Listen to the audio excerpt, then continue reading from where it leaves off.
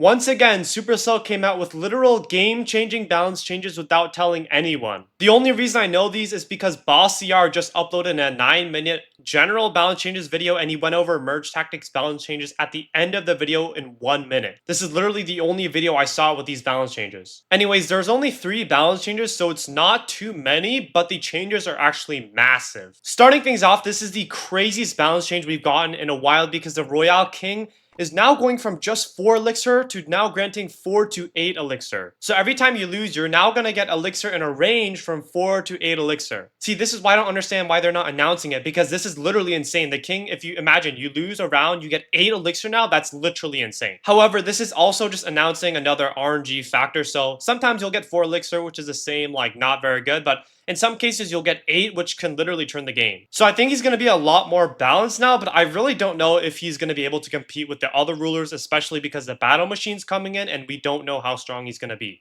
And we still don't know how dominant the Loom might be, or maybe the Empress will get better now that the card pool is decreasing. I think it's going to be a tougher race. Next up is the Wizard. He's technically getting a rework, but I think it's going to be a slight nerf. Because in the past, his hit speed would actually decrease with every star level, but now it's going to be fixed at 1.25 seconds. So he's actually going to have a fixed attack speed, whereas in the past, his attack speed increased with every star level. But in return, his damage is actually going to increase. So at 2 stars, he's going to do plus 12.5% more damage. At 3 stars, he's going to do plus 27% more damage, and at 3 stars, he's going to do plus 42% more damage. Next, the Princess is getting a pretty simple rework. Her damage is actually decreasing by 25%, but her attack speed is increasing by 25%. Honestly, I think that makes sense because I feel like the major flaw with the Princess this season was that she just was attacking way too slow. She wasn't getting enough value for her damage. But now she'll attack a bit faster. I don't think it's going to be a huge change, but yeah, she will be attacking a little bit faster, which is going to be helpful in a few scenarios. But the Princess is either way shifting to Blaster instead of Ranger, so it's going to be really different. So I wasn't actually planning to record a video today, which is why this is coming a bit later. I just saw on the Discord server that in my Discord server that they came out with balance changes. I was literally just playing ladder, and the server just was talking about some changes, and I was like, wait, what? Like, what are you guys talking about? There's balance changes? And yeah, so Boss made a video. He was literally the only person I think that actually had these balance changes. He went over it at literally like 1 minute at the end of his video, so these are like literally so secret balance changes. I don't know why they're so secretive about this when it's literally just gonna change the like entirety of the meta. I feel like the king is gonna be a lot more balanced. I don't know if he's gonna become meta, to be honest, but is he gonna be used more? Probably, yeah. Let's go for this goblin here. And then we could probably put him in like this. Okay, this shouldn't be too bad. We have a wizard as well. We also have 2 goblins. And we have the thrower trait. So we're actually gonna get the okay. Okay, so this is why I'm very glad the season is coming to an end. Anyways, let's get the archer here, goblin as well. Okay, never mind. Like I can't be talking now. Clearly, I literally just cannot be talking anymore. So let me just retract my previous statement and let's get the skeleton dragon here. Yeah, I'm such a hypocrite, but either way, I don't think any of us are going to miss this season. I'm very curious to see how good the battle machine does in the next season. That's what I'm going to be doing first. I'm going to be probably waking up immediately when the season resets. Just going to test out that new battle machine, and hopefully we actually win this. I'm probably just going to sell it to get that extra 2 elixir here. But yeah, let's go for these, I would say let's go for the baby dragon here. And then maybe we could try going for 4 blasters. I feel like we're set up very well to do that. So let's sell this knight here. And then let's try to go for that musketeer as our final card. I probably will just sell that. And then maybe if we can get a musketeer, that would be pretty good. Unfortunately, we don't. Hopefully I didn't just miss over it. Okay, so maybe they're all taken. I don't know. That's kind of an issue because I really needed this 4 blasters here to justify that cycle here. Anyhow, I think we're not going to take too much damage here. We're going to kill that musketeer. That's very good. And the E-Wiz. Okay, so we should hopefully win this round. I mean, it's literally just down to who gets luckier. That's kind of why I personally don't like this season. If you guys enjoyed, that's completely fair, but I feel like it's sort of a luck off. Like, yeah, I don't know. Let's go for the Xe here. And then let's try to go for another, I guess, a musketeer. It's probably... Oh, there we go. Okay, that's really good. Let's put this dude in instead of that guy, and then we can go for the P.E.K.K.A here. This is actually a pretty good comp, I would say.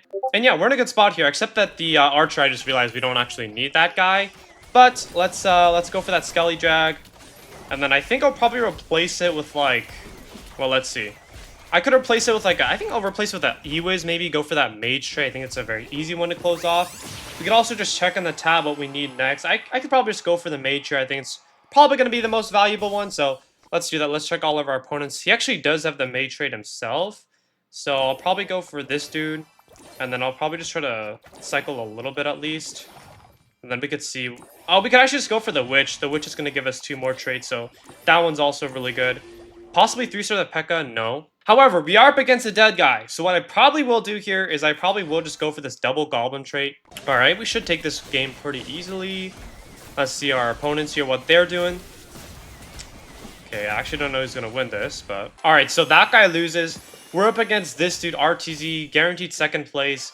Very nice. Let's upgrade this Witch here.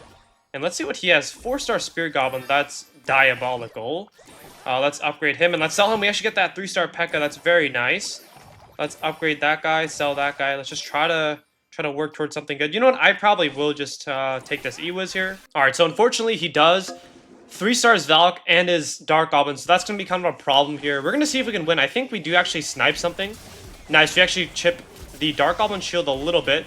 P.E.K.K.A. gets a nice shot as well. The Baby Dragon's getting a lot of splash, but I just don't think we can really deal with this like 4-star Spear Goblin shenanigans there. So anyways, my game just lagged a little bit. I don't know why. We just like kind of loaded in mid-match, but yeah, let's go for these 3 cards. We get 2 true traits. That's pretty good. But yeah, they just have the goblins, unfortunately. Nothing I could do about that because I spawned in late. But I do think there's something to do with getting goblins and buying your cards earlier, because I feel like if you buy your cards earlier, then you'll have the chance to take the goblins out of the pool. So if you buy late, then there's a chance that the goblins are already all taken. Jeez, excuse me. Anyways, we have a really good starting hand comp, so I'm not gonna complain about that too much. Okay, let's do this though. This guy does have the double goblins. I probably will just go for that Prince Merge in the next round here. And then hopefully our Giant Skeleton walks up and gets value. Honestly, at this point, I'm just going to play to probably secure 2nd. I'm not really going to try to like force out goblins anymore. I feel like it's a bit too late for that. So we're just going to try to upgrade the Prince. I might go for like 4 Brawlers here if possible. So the Mega Knight. And we're just going to try to secure 2nd. Our HP is looking really good right now. We're going to do 3 damage. We're up 10 HP. These guys have 3 and 4 HP. So we're in a good spot here. Let's upgrade that Prince. And ideally, I'd want a Mega Knight here, but I could actually afford to just do this because of the amount of HP we have. Right when the season starts, I'm going to be testing out the Battle Machine. I'm going to test out, honestly, all the rulers. Battle Machine first, and then I'm going to test out the Empress because I want to see if she's meta again. I also want to test out the King to see how good he is because, I mean, 4 to 8 Elixir is a pretty massive balance change, like whether you think it's good or not. It's definitely going to change it a lot, I feel like. It might still be bad. It might become good all of a sudden because I feel like the King would just be considerably better in the early game now that balance change is coming. So that's going to be pretty big. Let's get the Machine. I'm actually a bit conflicted. I don't know if that's the right move, to be honest, but I'm going to try to go for like... Brawlers. I feel like I could try to afford to go 4 Brawlers here. Let's just try to get that Mega Knight. I feel like our traits were pretty cheeks at that time, so we're just going to try to go for that Mega Knight. 3-star the Knight, so that's not too bad. We're just going to put this guy in. Our comp is pretty whack right now, but all we need is 1 Mega Knight, and I probably... Oh, we actually do get a Mega Knight, so perfect. I'll get that next time. We have a 3-star Knight. I think that was probably the play. We might lose now because our placement's, like, pretty buns, honestly, but we're going to survive at least, and I'll probably try to go for that Mega Knight, and I might do, like, a little 2 Juggernauts, 4 Brawlers type of thing, and then maybe, like, an extra card. I feel like that could be really helpful, so let's do that. Let's put these guys up in the front here. Let's go for this Mega Knight. And then I probably will get the XE. And then, honestly, I might... let's see what traits we need here. We could also go for the Clan, possibly, for the Valk. But I feel like this is pretty good. Alright, unfortunately, though, this guy does have full Clan.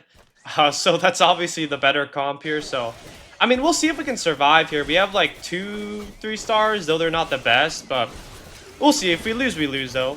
That's going to be completely fine here. God Machine gets a lot of damage here. 1 missile.